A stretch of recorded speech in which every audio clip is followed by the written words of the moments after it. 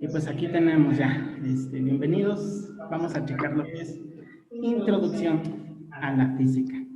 Y bueno, fíjate que a diferencia de matemáticas, eh, matemáticas, tú lo habrás notado, tú lo habrás visto, sí, es bastante difícil matemáticas, pero al fin y al cabo mate siempre te va a llevar metodologías, al fin y al cabo, que tú te puedes ir saltando algunos pasos o puedes ir buscando nuevos caminos, es válido, pero al fin y al cabo existen metodologías bien definidas con la matemática. Con física también, pero no son tan notorias.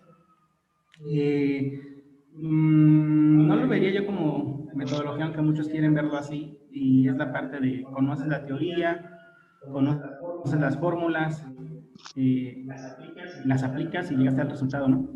Pero justamente esa parte es la parte más difícil, ¿no? El hecho de dominar toda la teoría. De hecho, siendo un poquito más cautos y sinceros, en un examen de admisión creo que le pegan mucho más al dominio teórico de la física que a los procedimientos o resolución de ejercicios.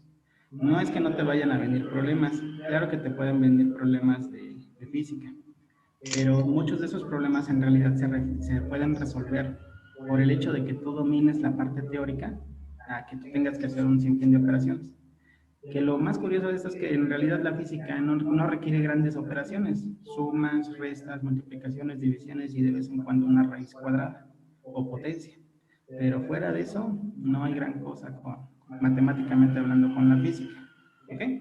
Y pues bueno, primero que nada, muchachos, pues tenemos que empezar por lógico, saber definir bien qué es la física. En esta clase pues vamos a tratar de checar eso, que es la física, observar su clasificación, recordar así muy rápido también lo que es método científico, esto porque te pueden venir preguntas teóricas acerca del método científico. Vamos a checar herramientas matemáticas que utiliza la física. Eh, yo ahorita voy a platicar acerca de conversiones, que hasta ahorita que he trabajado con sus otros compañeros, veo que no hay gran problema con conversiones, sin embargo, lo vamos a mencionar por aquellos que estén un poquito despistados en esa situación. Y creo que sería la última parte hablar acerca de vectores, ¿okay? Que son herramientas matemáticas de la física. Ahora, lo curioso es que me faltó aquí colocar notación científica. Bueno, no la voy a checar ahorita solamente por una sencilla razón, aparte del tiempo. En realidad, esta parte de notación científica sí la llegan ustedes a checar más en matemáticas, en la materia de matemáticas, y la usaríamos nosotros ya hasta temas más avanzados en la parte de electrostática, tal vez, o leyes de ley gravitacional, por ejemplo. O sea, esta sí me la voy a saltar en ese sentido, pero pues está bastante sencilla esa parte. ¿Ok? Y bueno, muchachos, pues primero que nada, la física, esa hermosa materia. ¿Ok? Bueno, estuve buscando con anterioridad algunos conceptos. La verdad, estos los saqué de internet, siendo un poquito más sinceros. Eh, no sé, los libros, los chonchotes estos, los Resnick y compañía, como que sí se la fuman demasiado y, caray. Entonces, bueno, empecemos por lo básico. Dice que en el primer concepto que encontré, que dice es que la física es la ciencia natural que estudia los componentes fundamentales del universo, la energía, la materia, el espacio-tiempo y las interacciones fundamentales, entre ellos, lógico. Dice la segunda que encontré, dice que la física es la ciencia que estudia los cambios de la materia en cuanto a su posición en general o en cuanto a su forma en particular. De igual forma, estudia los cambios y transformaciones que se presentan en la energía. ¿Okay? Y por último también encontré que la física es una ciencia exacta que estudia cómo funciona el universo, al tomar en cuenta cuatro propiedades fundamentales que son la energía, la materia, el tiempo y el espacio, cómo interactúan y cómo se afectan unas con otras. ¿Okay?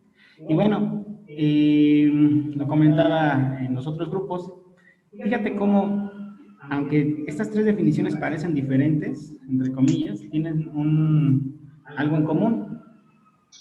Por ejemplo, la energía y la materia, y también aquí nos incluye el espacio-tiempo. En esta otra también nos está hablando de la materia, nos está hablando de la energía. Y en esta también nos habla de la materia, de la energía y del espacio-tiempo. ¿Ok? ¿Qué quiere decir todo esto? La física podrá tener muchas definiciones, pero tú debes entender una cosa. Por un lado, tú vas a tener algo que se llama materia, y por otro lado, tú vas a tener algo que se llama energía. Y la física las va a encerrar en un algo que se llama plano referencial, dicho de una manera, que se llama espacio-tiempo. Y entonces, la física es el estudio de estas, ver cómo se relacionan una con otra, cuáles son las leyes cuáles son las leyes que la gobiernan, cuáles son sus principios y, por qué no decirlo, apartados o propiedades matemáticas. ¿Ok? Eso es la física realmente, independientemente de cómo lo quieras definir. Lo más curioso es que también hay que entender una cosa.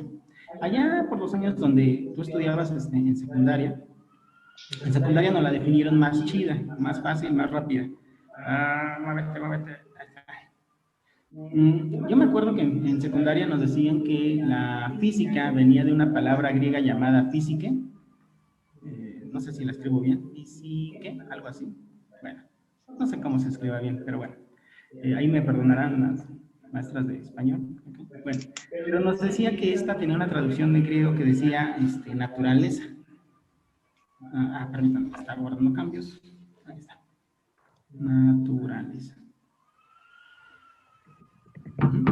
Entonces, básicamente nos dijeron que la física es el estudio de la naturaleza, las leyes que la gobiernan, y algo muy importante que nos remataban diciendo, sin alterar su estructura interna de la materia. Eso es la física, el estudio de la naturaleza sin alterar la estructura interna de la materia. O, como lo quieras ver, más profesional, es la relación o estudio de las propiedades y leyes que existen entre la materia y la energía dentro del espacio-tiempo, como tú lo quieras ver. ¿Dudas aquí, muchachos? ¿Todo bien? Ok. Seguimos, pues. Entonces aquí, cuando nosotros entendemos bien qué es el concepto de la física, pues lógico, surge la primera pregunta y es ¿qué es un fenómeno físico? O sea, ¿a qué le pego y a qué no le pego? ¿Okay? Entonces, bueno, si ya nosotros entendemos que un fenómeno físico es estudiar la materia o la naturaleza sin alterar la estructura interna, entonces yo, por ejemplo, te puedo decir, una persona, una persona que simplemente va caminando, ¿qué es un estudio físico, químico, biológico? Bueno, también que le quieres estudiar, ¿no? Imagínate que le queremos estudiar su velocidad, ¿no? Ahí está. Un fenómeno físico. Exacto, ¿no? Yo puedo agarrar y ver que solamente está ocurriendo un cambio de posición en unidad de tiempo, dentro de un plano referencial, y no le estoy cambiando en absoluto su estructura interna.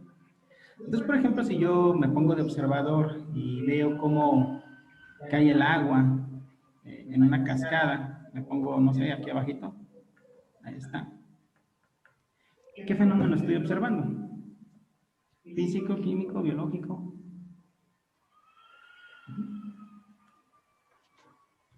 Sería igual físico, ¿no? ¿Mande? Sería igual físico.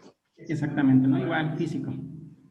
Imagínate si yo agarro y en una taza vierto agua y la dejo así, normal. Ahí está. Y a esta agua, pues yo le puedo empezar a estudiar muchas cosas, ¿no? Está en reposo o le puedo empezar a medir su presión hidrostática, etcétera, etcétera, ¿no? Ahí está. Y caemos que nuevamente es físico, ¿ok? Pero si yo agarro ya esta agua, le pongo un poco de energía, no sé, la pongo a calentar, aquí, una flamita o algo así, ¿no? El calor, ¿no? Pues. Y entonces modifico su temperatura. Imagínate que al principio estaba a unos 20 grados y a la hora de calentarlo lo llevé a unos 80 grados. ¿Qué fenómeno es?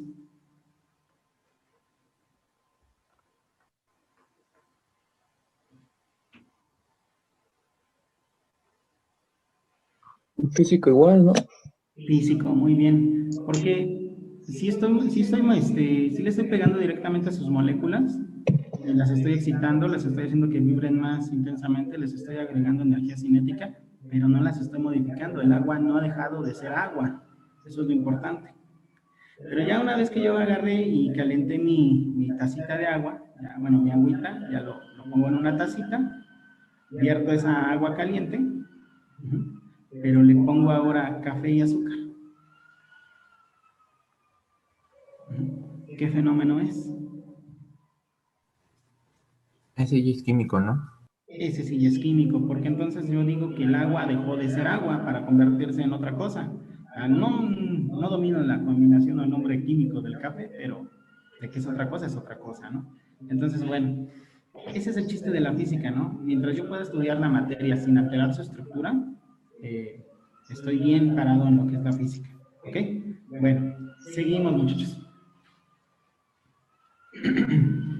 Fíjate que la clasificación de la física, sí está intensa. Fíjate que si nosotros la vemos o la tratamos de ver por temporalidad, yo puedo agarrar y decir que la física se puede clasificar al menos en 4 épocas. La física antigua, la física clásica, la física moderna y la física actual, la física contemporánea. ¿Okay? En la física antigua, como ustedes recordarán, pues estamos hablando de hace muchos, muchos años, aproximadamente unos 500 o 600 años antes de Cristo, tal vez incluso hasta más. La verdad creo que los datos más antiguos que tenemos es más o menos esas fechas, 400 con Anaximandro, me parece, 500 creo, más o menos. Y bueno, es toda la física que nosotros conocemos como física griega o esos estudios, ¿no? Lo más curioso es que también tenemos la física clásica, y la física clásica, aquí sí ya viene algo interesante. Muchos dicen que la física clásica nace desde Galileo. Galileo, lógico, es considerado el padre de la ciencia. Galileo, ahí está. ¿Okay? Todo el mundo sabe sus aportaciones, hizo estudios acerca de la inercia, del plano inclinado, de la caída libre, fabricó una mejora de los telescopios. Muchos dicen que él lo inventó, pero no es cierto, ya existían, pero él hizo un telescopio un poquito más especial para poder observar ahí a Júpiter, ¿no? Y las lunas y sus lunas y todo esto, ¿no? Y aparte también nos ayuda con el método científico, ¿no?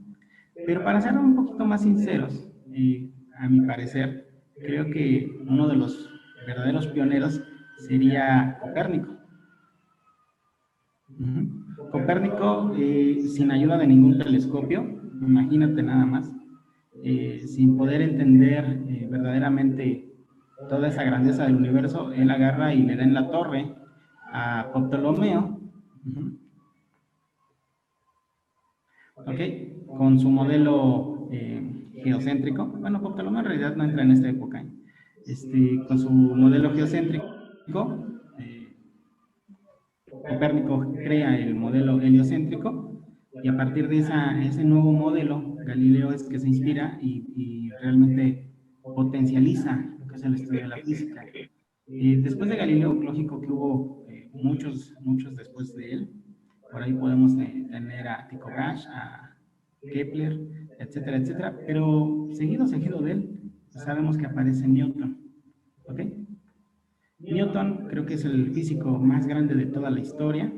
Ha habido físicos en la época contemporánea que probablemente pudieron superar a Newton, pero acuérdate que algo importante es que no tenían las herramientas que hoy tienen, ¿no? Imagínate, si Newton hubiera tenido colisionadores subatómicos, pues que no hubiera hecho este cuate, ¿no?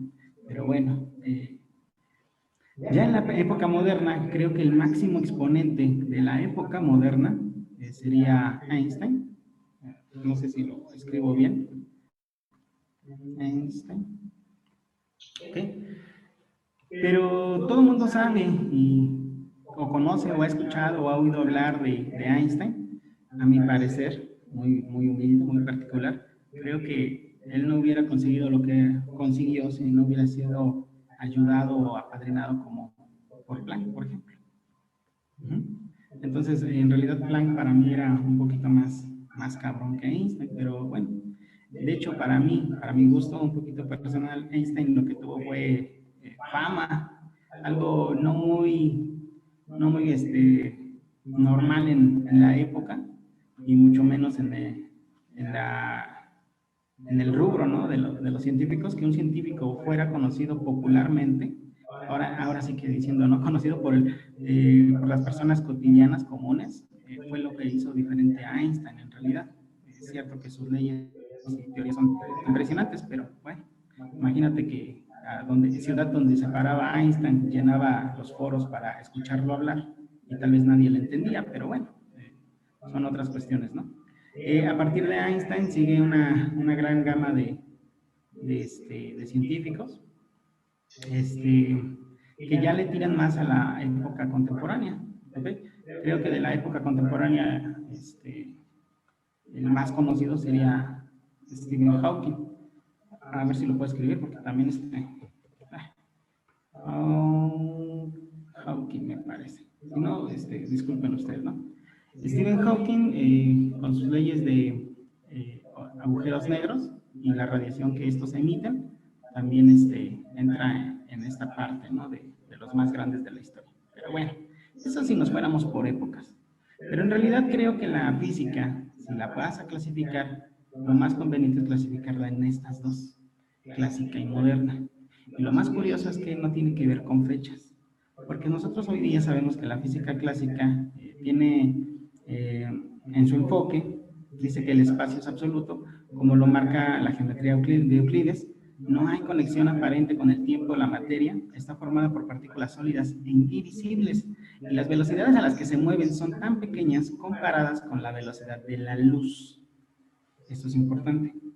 Por otro lado, la física moderna dice que en ella existen objetos con velocidades cercanas a la velocidad de la luz. Y el espacio no es tridimensional, ya que se agrega una cuarta dimensión, que es el tiempo, ¿no? Entonces, básicamente, si tú vas a clasificar a la física, lo más conveniente es clasificarla por clásica y por moderna, donde el único parámetro que tienes para hacerlo es la velocidad de la luz. ¿Okay? La velocidad de la luz sabemos que es la variable c. Todo lo que esté por debajo de ella es clásica. Todo lo que esté cercano o que la iguale es moderna. Punto final. Se acabó la historia, entre comillas, ¿no? Es la única manera de clasificar a la física. ¿Ok?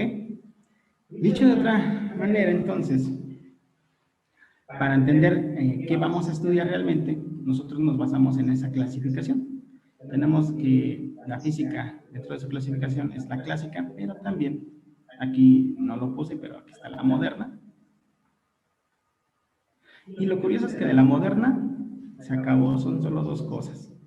Por un lado tienes la física relativista y por otro lado tienes la física cuántica. Fin de la historia. Ok, ya. Se acabó, ¿no? Tienes el estudio del universo y los planetas o tienes el estudio de las partículas subatómicas. Y lo más intenso que nosotros estudiamos es la física clásica porque tenemos muchas ramas. Tenemos desde la mecánica, termodinámica, electromagnetismo, la óptica y la acústica. ¿Okay? Donde la mecánica se enfoca en el estudio del movimiento de los cuerpos, la termodinámica en la transferencia de energía cinética molecular, ¿okay? El electromagnetismo del comportamiento de las partículas eléctricas y los campos magnéticos y cómo los unifica, lógicamente, en uno solo. La óptica en el estudio de la luz y la acústica el estudio del sonido. ¿Okay? Eso es todo. Esa es la clasificación de la física realmente. ¿Ok? Bueno, no sé si hasta aquí tengan alguna duda, muchachos, que me comenten. ¿Todo va bien? Ok, ok. Seguimos, pues. Ahí donde estoy. Muévete, muévete. Sí. Ok. Como les decía, creo que lo primero que te llegan a enseñar cuando empiezas tus primeros temas de física, lógico es hablar acerca del método científico. Y bueno, aquí están los pasos para que recuerdes de qué se compone el método científico. Tenemos que son la observación, el planteamiento del problema, la hipótesis, la experimentación, análisis de resultados y conclusiones. Algunos autores te pueden nombrar que el método científico tiene 4 pasos, otros te pueden decir que tiene 5 pasos, o como en este caso que tiene 6 pasos. Lo que sí es cierto es que en la actualidad creo que incluso algunas ramas de la ciencia le llegan a poner hasta 7, 8, 9 pasos todavía, ¿no? Entonces, lo de menos en realidad sería los pasos, cuántos pasos son, lo que importa es qué es lo que estamos haciendo. Entonces aquí les pregunto, muchachos, ¿quién me puede apoyar y decirme en qué consiste en el método científico la observación? ¿Qué es la observación?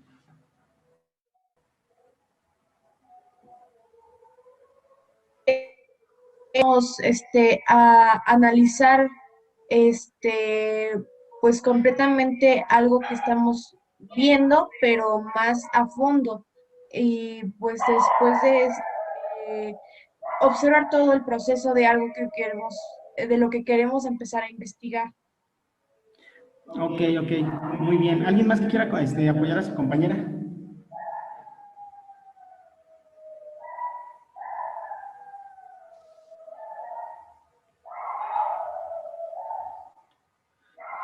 Pregunta, muchachos. ¿La observación implica solamente que yo lo tenga que visualizar?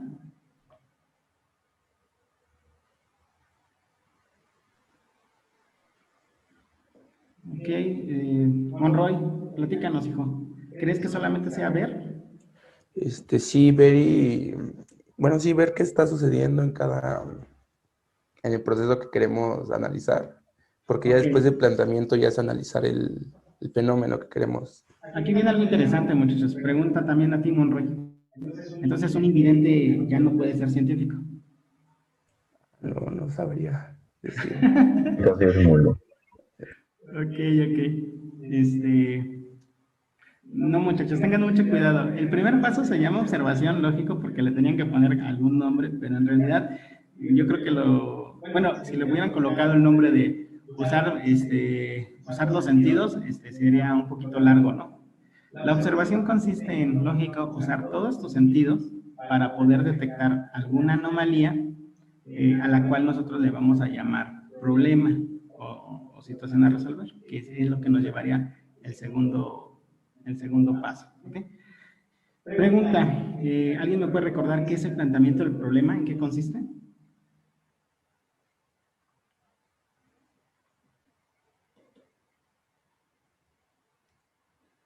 Una vez, como usted comenta, que fue detectada la anomalía, a Exacto. partir de ahí es cómo podemos hacer o qué es lo que vamos a tener que analizar para organizar bien o plantearnos, o sea, así que qué es lo que se va a querer resolver sobre esa anomalía.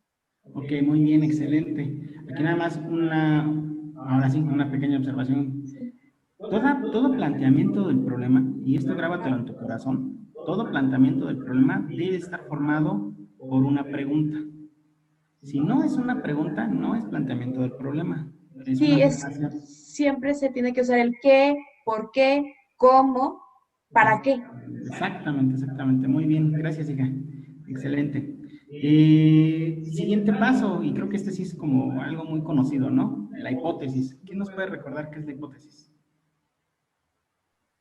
Lo que nosotros pensamos que podría ser la resolución a ese problema. Ok, Una teoría que nosotros tenemos o que después puede ser comprobable o no. excelente, excelente, muy bien. Es una posible respuesta, no tanto como teoría, porque teoría ya es como ya lo que es, ¿no? Pero Si lo dejamos como una posible idea o algo así, es bastante válido. Y trata de responder solamente. Exacto. Trata de responder el planteamiento del problema. Muy bien. Aquí viene lo interesante. ¿Qué es la experimentación? A ver, que me apoye un muchacho. Luis Ángel de la Cruz. A ver, apóyanos, hijo. Pues la experimentación sería más bien en realizar el proceso para realizar el proceso de dicha hipótesis para comprobar si es verdadero o no. Ok. Muy bien, gracias, hijo. Esto sí lo vamos a tener que detallar un poquito más, porque creo que del método científico el más importante de todos los pasos es justamente la experimentación, ¿ok? Nos queda un minuto, voy a reiniciar tiempo, lo que les comentaba, vámonos al mismo link, es recurrente, ¿ok? Entonces, dejo de compartir tantito y ahorita nos vemos.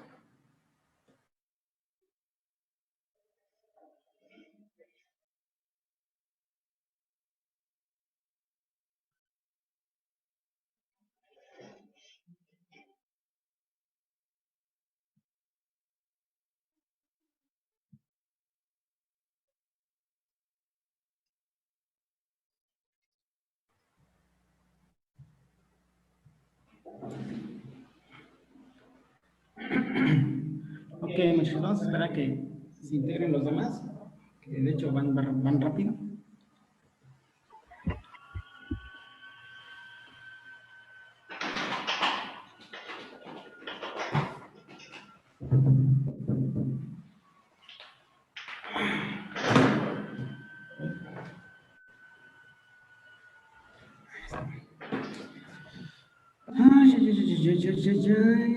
Ok. Ok, vamos a continuar lo que se van integrando. Vuelvo a compartir la pantalla, ok.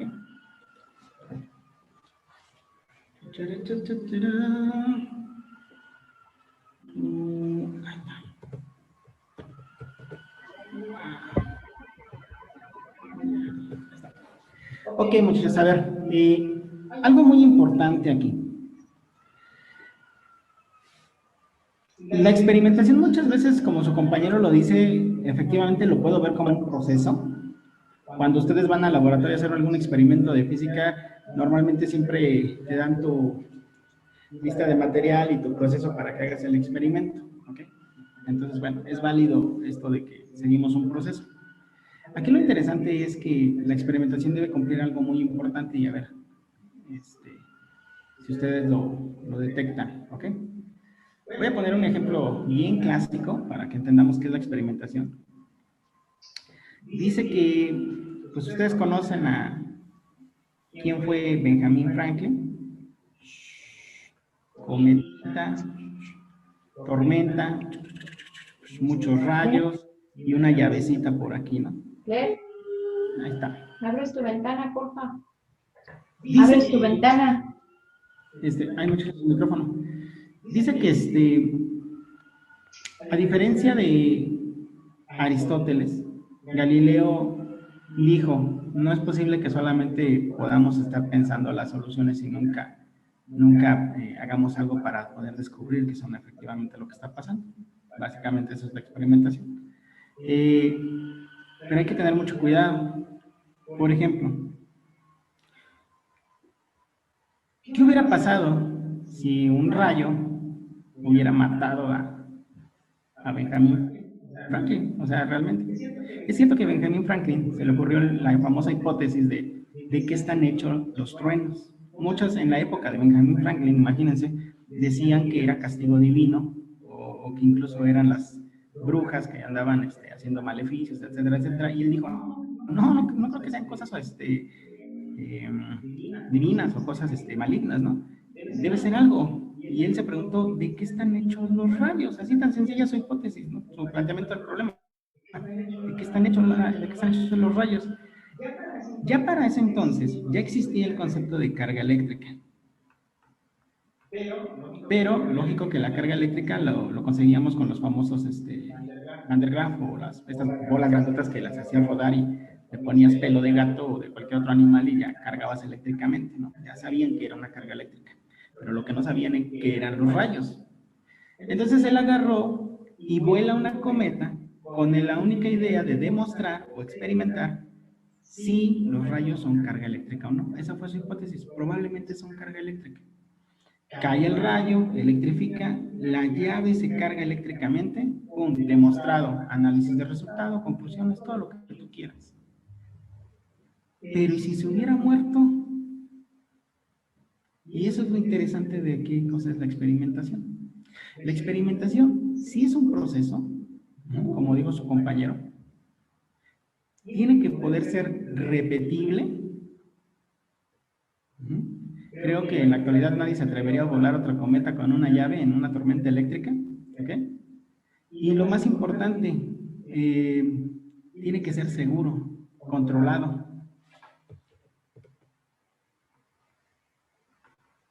Si tú no puedes controlar las variables de tu experimento, entre comillas, lógico, no es que lo vayas a modificar tú, pero bueno, no es experimento, ¿eh? Aunque tú estés haciendo algo, no es experimento. Entonces, realmente, lo que hizo Benjamin Franklin no es una experimentación, propiamente dicho, ¿ok? Hay que tener mucho cuidado. Nosotros, por ejemplo, si habláramos de la caída libre, bueno, pues cuando sabemos que Galileo estuvo experimentando con la caída libre, pues su fenómeno lo pudo repetir de una manera controlada las veces que él quisiera. De hecho, ese control lo llevó más lejos para agarrar y poder llevarlo a un plano inclinado y poder deducir cuánto valía la aceleración gravitacional. O sea, eso sí es experimentar, porque lo estás controlando, lo estás repitiendo y puede verse como un proceso. ¿Ok? Va, nada más allá hay que aclarar ese sentido.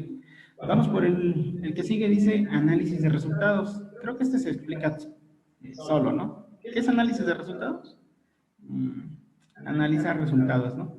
¿Cómo? Como tú quieras, ya sea que por tus datos que obtienes, por tablas, por gráficas, por muchas cosas, ¿no? Pero ya eso es muy de... incluso hasta muchos lo consideran parte del misma de la experimentación, pero bueno.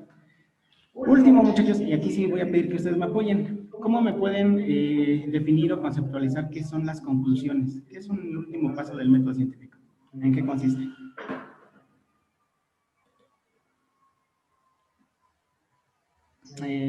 A ver, Ávila, Guzmán, Ávila, Erika, ¿qué es la conclusión, hija?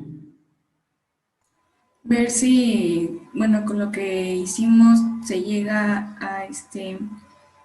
a un descubrimiento de una teoría, perdón, o no se concluyó lo que hicimos, no funcionó, y ver si se puede continuar después con eso o ya no lo haces. Ok. ¿Alguien que quiera apoyar a su compañera? No está mal, está bastante bien. Es la comprobación de la hipótesis, ¿no? O sea, ver si sí está bien la hipótesis o no. Un poquito más resumido lo que dijo su compañera, efectivamente, muchas gracias. La conclusión es solamente comprobar qué pasó con nuestra hipótesis, como dijo su compañera y su compañero, ver si se cumplió o no se cumplió dicha hipótesis. Si no se cumplió, nos vamos por una nueva hipótesis y otra vez, ¿no? Este proceso de método científico se hace totalmente cíclico, ¿ok? Y bueno, si lo quieres un poquito más especificado, aquí están los mismos pasos, mira, la observación, el planteamiento del problema, la formulación de la hipótesis, la experimentación, el análisis de los datos y las conclusiones, ¿ok? Entonces, bueno, si puedes capturar pantalla de esto y verlo con más calma, sería bueno. Pero es importante, aquí en observación, puedo usar todos los sentidos para detectar una anomalía. En planteamiento del problema lo tengo que cuestionar. Formulación de una hipótesis, acuérdate, son nuestras posibles respuestas del planteamiento del problema. Experimentación es hacer algo de manera controlada, que se pueda repetir, que se pueda llevar a cabo en forma de proceso para poner a prueba nuestra hipótesis. ¿Okay? Análisis de los datos es justamente analizar lo que te suelta la experimentación por los métodos que tú quieras, y las conclusiones, es lógico, comprobar si la hipótesis se llevó a cabo o no. ¿Ok? Bueno, eso es el método científico y probablemente te lo puedan preguntar, al menos de manera teórica. ¿Ok? Hasta aquí, muchachos, ¿alguna duda? ¿Vamos bien? Ok, ok. Pues seguimos entonces. Como lo habíamos platicado, siempre que tú empiezas con el estudio de la física, siempre te hacen estudiar las famosas herramientas matemáticas de ella. Ojo, en lo particular creo que nunca te aclaran esta idea, ¿eh? O sea, en realidad creo que te lo empiezan a enseñar todo esto, medición, sistemas de unidades de conversión, pero no te aclaran que realmente no son propios de la física, que son más matemáticas que física, pero son las cosas que la física utiliza pues, para poder desarrollar sus análisis. Entonces, bueno, para esto, muchachos, va a ser importante que ustedes vayan a definir qué son estos conceptos. Para empezar con esa primera parte, que es la medición, necesito que busquen, no ahorita, claro, porque nos llevaría mucho tiempo, pero con calma, ya no que lo conceptualicen, sino que lo definan. ¿Qué es la magnitud? ¿Qué es medir? ¿Qué es la unidad de medida? ¿Qué es la medición directa? ¿Y qué es una medición indirecta? Eso es lo primordial, por así decirlo, para empezar a entender. Ahorita lo vamos a conceptualizar, ¿ok? Entonces, bueno. ¿Qué es una magnitud? Si nosotros queremos entender qué es esto, puedo agarrar y decirles ahorita que una magnitud sencillamente es lo que se puede medir. Ya ustedes lo van a buscar con más calmita, ¿ok? Bueno. ¿A qué nos referimos a esto? Creo que muchas veces te han comentado que todo lo que se puede medir es una magnitud y lo que no se puede medir no puede ser considerado magnitud. Y esto de que se puede medir, bueno, nos lleva a esa pregunta, ¿no? ¿Qué es medir? Y bueno, medir es cuantificar. Primero que nada hay que entender eso, que medir es cuantificar.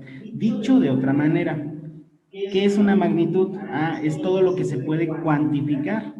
Ejemplo, cuánto mide un terreno, cuánto mide una calle, cuánto pesa un costal de trigo, cuánto tiempo tarda en llegar de una ciudad a otra, cuánta corriente eléctrica circula por un circuito, etcétera, etcétera. Todo lo que le puedas asignar un valor, 20 metros, 30 kilos, 50 minutos, etcétera, etcétera. Y las cosas que no se pueden cuantificar, normalmente le decimos mucho, poco, bastante o casi nada, ¿no? Así, ¿cuánto me quieres? Casi nada. Entonces, son cosas que no se pueden definir como si fuera una magnitud. Eso es importante. Pero lo interesante de medir no solamente es que sí verdaderamente le puedas asignar un número, que lo puedas cuantificar, sino que de hecho esta forma de cuantificar es porque tú hiciste una comparación, o sea, comparaste dos objetos.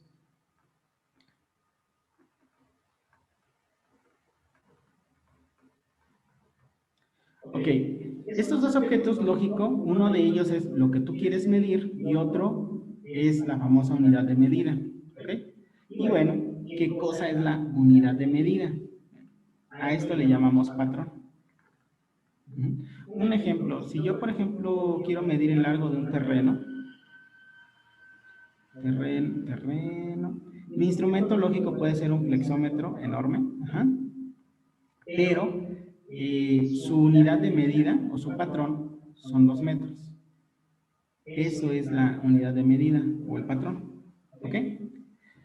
Aquí viene lo interesante. Una vez que yo sé que las cosas que se pueden medir se llaman magnitud y medir es cuantificar un objeto comparándolo con otro llamado patrón, para poder asignar su unidad de medida, viene la última parte.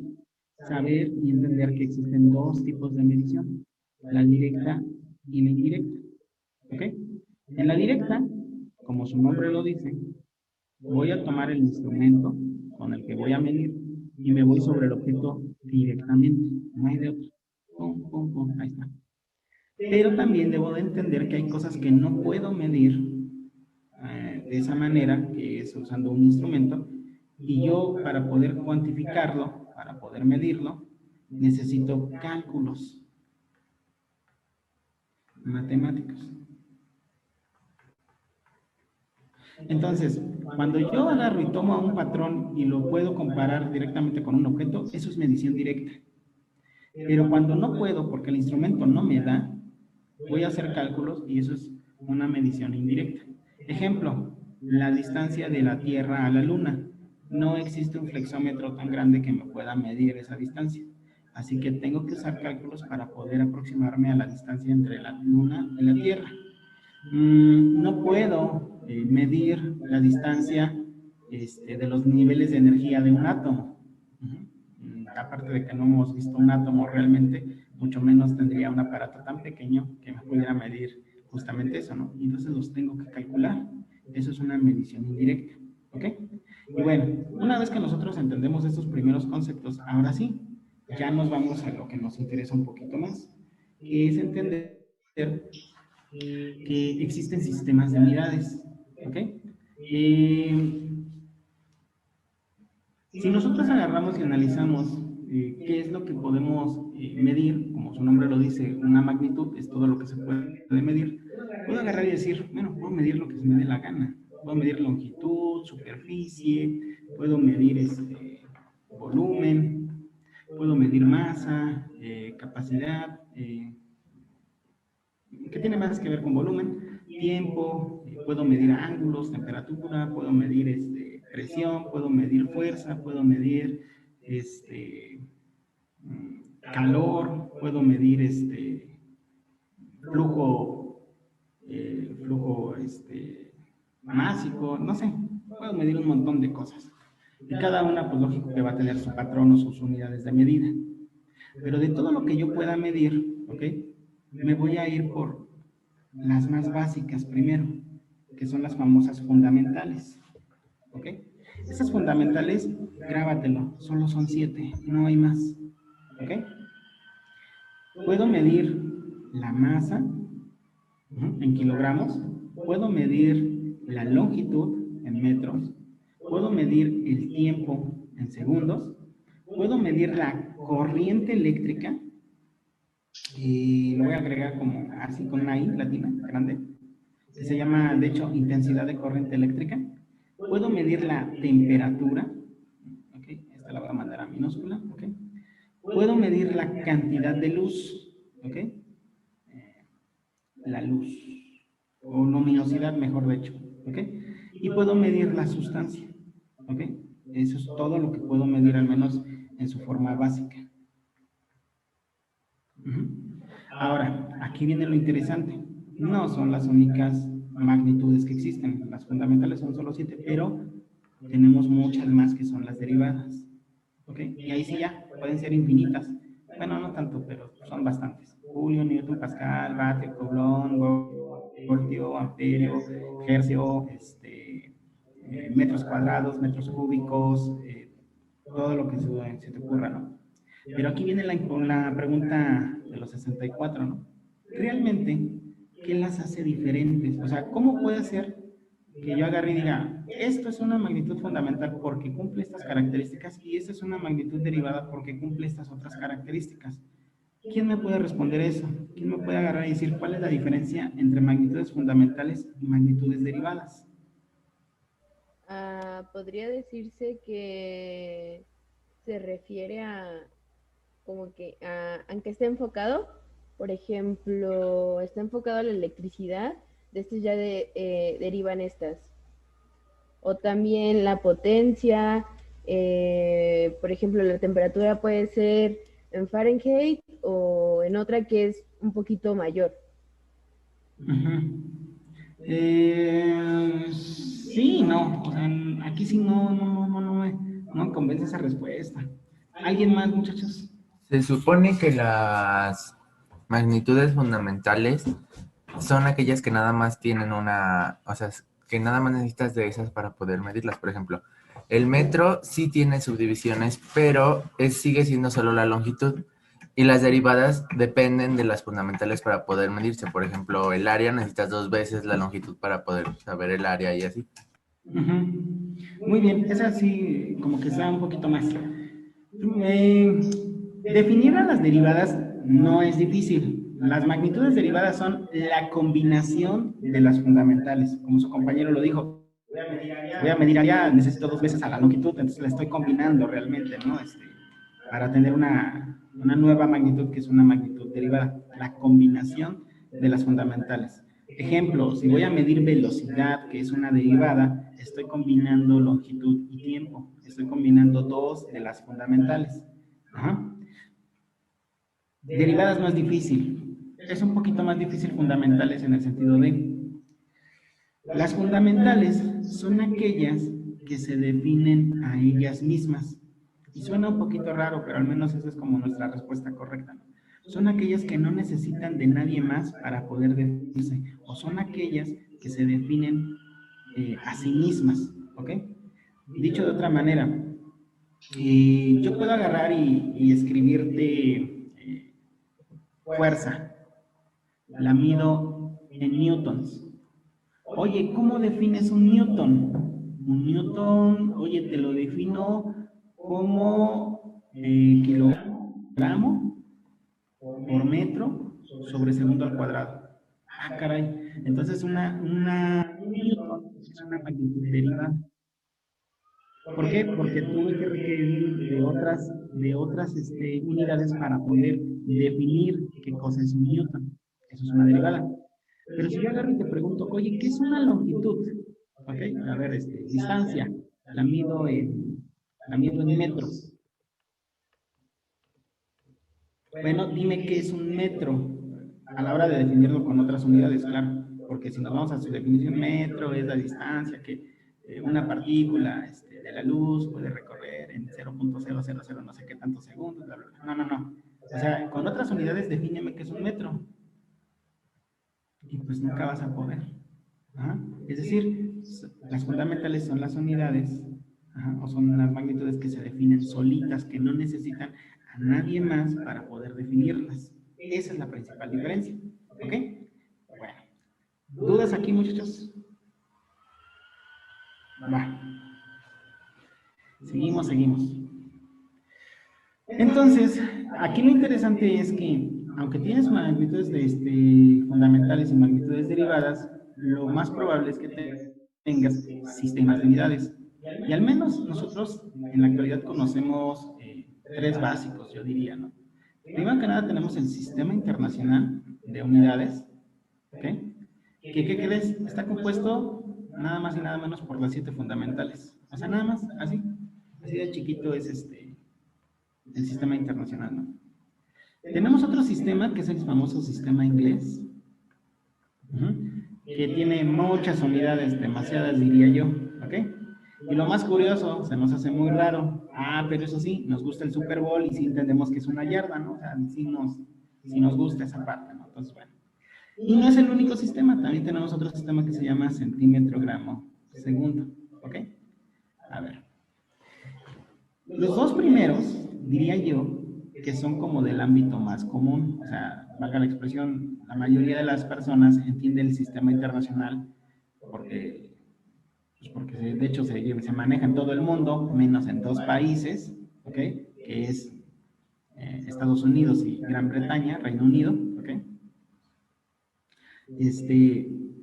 Entre los ingleses y no ingleses, todo eso, hay gente que sí entiende o domina o hace suyo el sistema inglés, lo comprende, ¿no? O sea, no hay gran problema, ¿ok?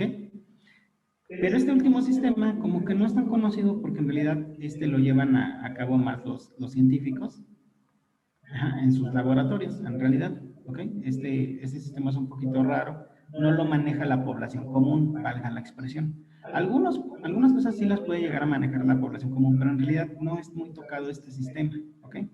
Bueno, entonces, acuérdate que aquí, pues nosotros, la primera herramienta que nosotros observamos de matemáticas es justamente las conversiones. Hay que convertir entre sistemas y sistemas. Lo primero que tú debes de saber a la hora de hacer una conversión, lógico, es dominar las famosas tablas de conversión, ¿ok? Esta imagen la saqué de un libro de física, la editorial se llama Bookmark. Esto porque, bueno, se me hizo bastante sencillo, bastante entendible esta tabla. Sería bueno que la guardaras y que la fueras estudiando poco a poco. Estos, desgraciadamente, el día del examen no puedes ir con una tablita de esto, o sea, realmente esa es la desventaja, y te las tienes que memorizar la mayor cantidad posible, ¿ok? También, ahora sí, en lo que es este Classroom, les dejé un archivo de Excel que se llama tabla de conversiones. No es mi autoría, ahí la encontré de cierto autor, ahí lo único que pide el autor es que no se quiten sus derechos de autor. La puedes estar copiando, compartiendo y todo eso es totalmente libre. Es un archivo de Excel muy sencillo que te va a ayudar también a entender esto de las conversiones. Bueno, lo podemos clasificar ahorita básicamente en volumen, longitud, tiempo, masa. En el archivo de Excel es más completo porque te vienen más cosas. Entonces sí, te recomiendo que le eches un ojo. ¿Ok? Y bueno, ejemplos. 1 centímetro cúbico, pues 1 mililitro, 1 litro, 0.26 galones, 1 litro, 100 centilitros, etcétera, etcétera, ¿no? Longitudes, 1 centímetro, 0.3937 pulgadas, 1 metro, 1.09 yardas, 1 metro también equivale a 3.28 pies, y así nos vamos, ¿no? Tiempo, pues un año tiene 365.25 días, un día tiene 24 horas, una hora tiene 3.600 segundos, etcétera, etcétera. Masa, un gramo tiene 1.000 miligramos, 1 kilogramo tiene 1.000 gramos, una tonelada tiene 1.000 kilogramos, una tonelada tiene 1 millón de gramos, etcétera, etcétera. Y así te puedes ir con todas estas tablas. De hecho, cualquier libro de física te tiene estas tablas, o incluso hasta mejores, ¿ok? Pero bueno, siendo así, pues vamos a comenzar con algunos ejemplos ya para que verdaderamente le hagamos bien a esto, ¿no? Dice el primero de los ejemplos, dice, ¿cuál es la dimensión de la velocidad para L longitud y T tiempo? Y bueno, hay que tener mucho cuidado con este tipo de preguntas. Lo comentaba en los otros grupos, son preguntas que le tiran más a qué tanta teoría conoces realmente. Entonces, bueno, ¿qué es lo que realmente te está preguntando este tipo de preguntas, valga la redundancia? Te está preguntando primero que nada si conoces fórmulas. Y segundo, te está preguntando ahí algunos trucos matemáticos. Voy con el primero y ustedes se chutan el segundo. Siempre el profe el más fácil, ¿no? Entonces, bueno, vamos a checar. ¿Ok? Dice, primero que nada, como me está preguntando por velocidad, yo recuerdo que la velocidad es igual a distancia sobre tiempo. ¿Ok? La distancia yo la puedo, pues ahora sí, representar por longitud sobre tiempo. Y esta es mi respuesta, pero desgraciadamente no aparece ninguna de las que están aquí. ¿Ok? O sea, no aparece una diagonal. Entonces aquí vienen los pequeños trucos matemáticos. Esta t tiene un exponente a la 1. Aunque no lo veo, ahí está. Y segundo, hay una propiedad matemática que tiene que ver con leyes de los exponentes, que dice que yo puedo subir esta variable a la parte de arriba. Pero a la hora de hacer ese cambio, lo que va a pasar es que le voy a cambiar el signo que tenga esta potencia. Esta, aunque no lo vea, tiene un signo más. Dicho de otra manera, esto a la hora de subir esa variable t me queda lt a la menos 1. ¿Ok? Y por último, también te está diciendo si conoces nomenclatura, ¿no? Estas famosas muesquitas. Esta muesquita pues quiere decir potencia. Entonces tu resultado, ya dicho de una manera correcta, sería t muesquita a la menos 1, ¿no? Ahí está. Puede ser, ¿no? Y entonces así puedo observar que, ¿cuál es mi respuesta correcta? Lo sé. Se acabó, ¿no? Ahí está. Ahí está la C. ¿Ok? ¿Dudas, muchachos? Ok. Díganme ustedes el segundo. ¿Cuál es la dimensión del trabajo? ¿Ok? Si L es longitud, T es tiempo y M es masa.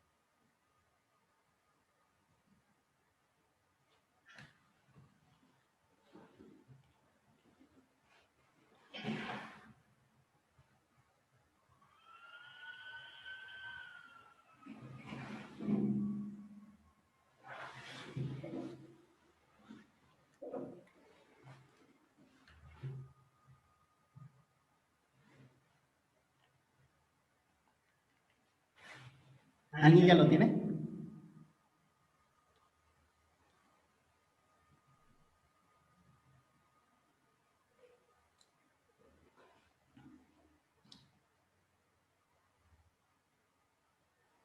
Creo que es B. Ok. Esta de acá, ¿no? Ay, no, ¿por qué no rayas? ¿Por qué no rayas? Ok. Aarón, ¿sí, verdad? ¿Tú me dijiste? Sí. Ok. Recuérdanos, ¿qué fórmula usaste para el trabajo?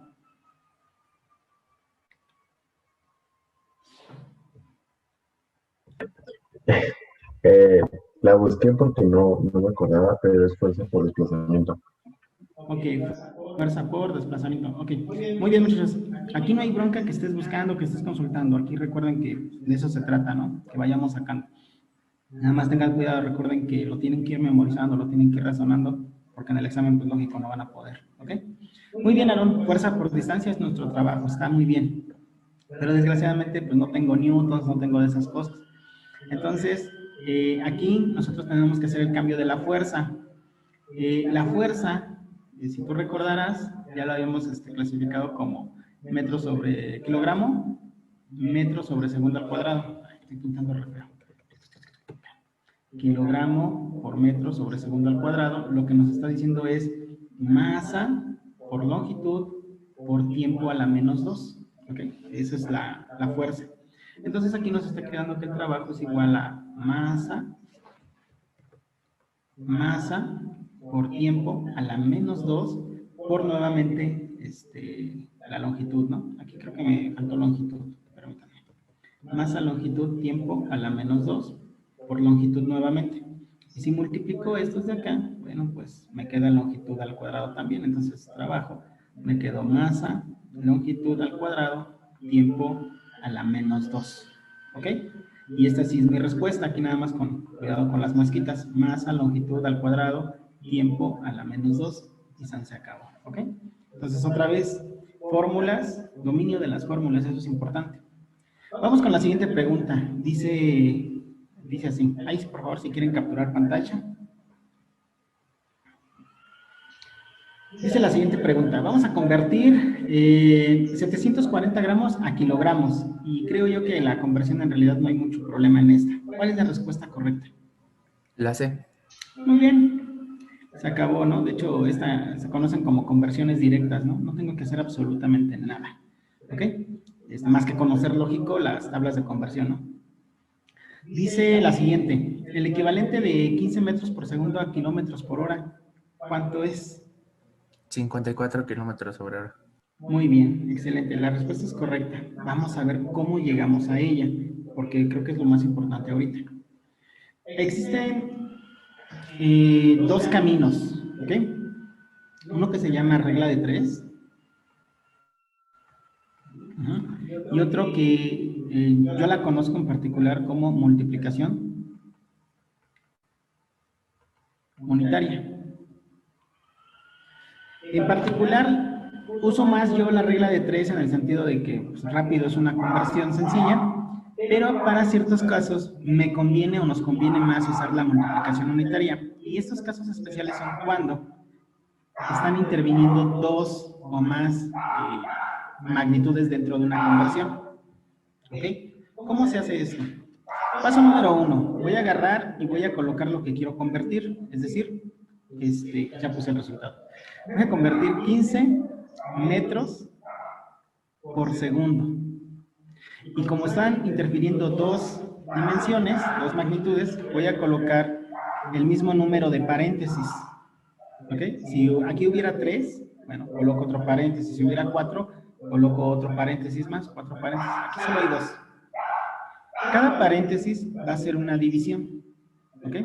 Y aquí voy a colocar las equivalencias conocidas. Ojo aquí. Metros que están arriba los necesito abajo.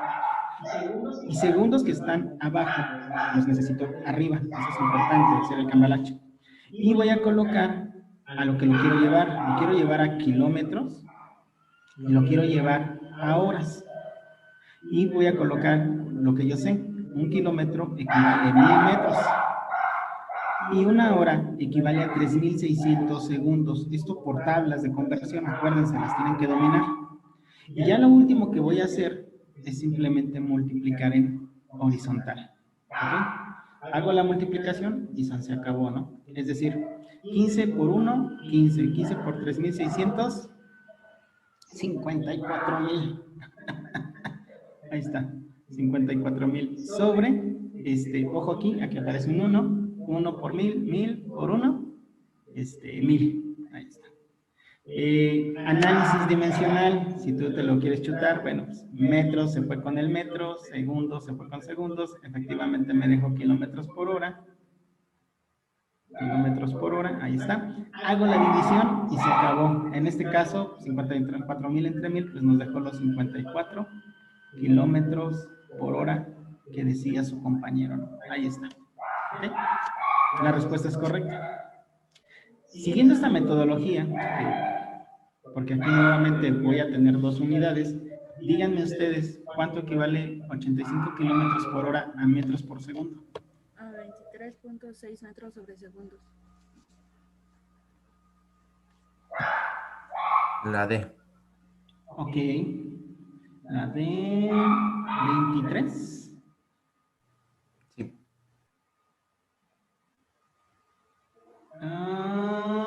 Sí. Sí. Sí, ¿verdad? Es más, creo que hasta por lógica, ¿no? Pero bueno. ¿Por qué? Porque un dato curioso, ahora sí que si tú dominas la teoría, de 100 kilómetros por hora, es un valor que vale 27.77, me parece, metros por segundo. O sea, eso es teórico. Entonces, si me estás diciendo 85, tiene que ser menor a 27.77. Entonces, fíjate que todas las respuestas son más grandes que ese 27. La única que no lo es 23, ¿no? Pues incluso hasta por lógica nos pudiéramos ir, pero siempre es bueno una metodología, ¿no? ¿Ok? Bueno, seguimos, muchachos. Ok, vamos a hablar rápido de la última herramienta que utilizan, la última herramienta matemática que utilizan la física, y son los vectores. Para entender estos vectores, debo entender que los vectores lo que está haciendo es poder medir ciertas magnitudes. Dicho de otra manera, los vectores lo ven como que existen dos tipos de magnitudes. ¿Okay? No lo ve como la otra parte que eran magnitudes fundamentales y derivadas, no. Él lo ve como existen escalares y, lógico, existen vectoriales. Donde los escalares tienen algo que se llama módulo y fin, se acabó. Y los vectoriales tienen justamente eso mismo, que es un módulo más un lugar. Y eso es importante, ¿eh? Lo pongo ahorita así entre comillas, un lugar. ¿Por qué? Porque tú debes recordar que el módulo tiene lo que es la magnitud y la unidad. Por lo tanto, el vector va a tener esta magnitud, esta unidad, ¿ok? Más una dirección y un sentido. Esta dirección y sentido, lo que te están diciendo es el famoso lugar al que va a llegar el vector. Dicho de otra manera, algunos ejemplos. Yo puedo agarrar y decir que una magnitud escalar pues son 50 metros. Pero si yo lo quiero ver como un vector, esos 50 metros los tengo que llevar a ese lugar, al norte. Esto ya es un vector. Puedo agarrar y decirte que tengo 5 metros, ¿ok? Ya no 50, 5 metros. ¿Ok? También te puedo decir que tengo 3 metros, 4 metros. ¿Ok? Están coordenadas, pero al fin y al cabo me está indicando un lugar. ¿Cómo lo sé? Pues porque está en un plano cartesiano, donde pongo 3 metros y luego 4 metros, y aquí está mi lugar, donde esta magnitud en escalar son los 5 metros. ¿Ok? Bueno, eso es lo que quiero que entiendan. Puedo agarrar y decirte 30 kilogramos. Maestro, creo que ya va a terminar el tiempo. Ay, muchas gracias, qué bueno. Ok, entonces reinicio ya para que casi terminemos esto y se acabó. Ok, espérenme tantito.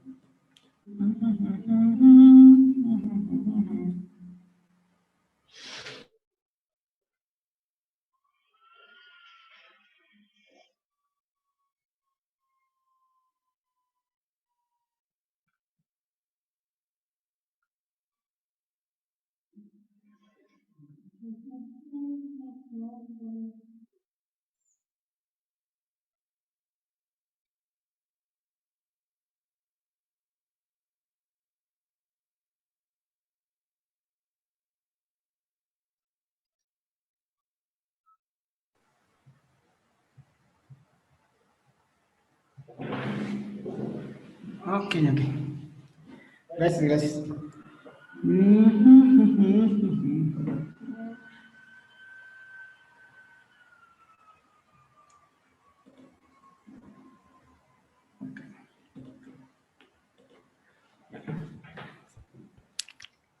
Seguimos. Fíjate que entonces, si les pongo 30 kilogramos, aquí viene lo interesante. Hay ciertas magnitudes